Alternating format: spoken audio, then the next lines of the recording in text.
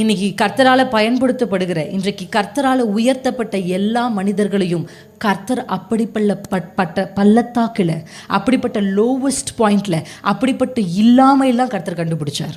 ஆமேன். என்னையும் அப்படி தான் கர்த்தர் கண்டுபிடிச்சார். ஆமேன்.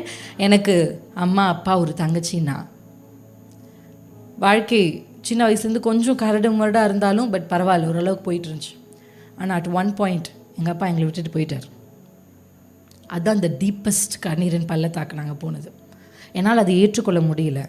ஒரு சின்ன பிள்ளையாக இருந்தால் ஒருவேளை அது தெரிஞ்சிருக்காது. ஆனால் வளர்ந்த பிள்ளையாகிய எனக்கு அதை ஏற்றுக்கொள்ளவே முடியல. அந்த கண்ணீரின் பள்ளத்தாக்கில் நான் போய் கொண்டிருக்கும் பொழுது தான் கர்த்தரை நான் அதிகமாக தேட ஆரம்பித்தேன்.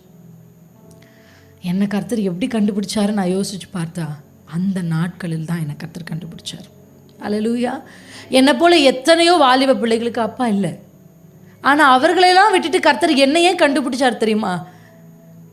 அந்த லோவஸ்ட் பாயிண்டிலும் தேவனை தேடுகிற உணர்வு எனக்கு இருந்ததுனால.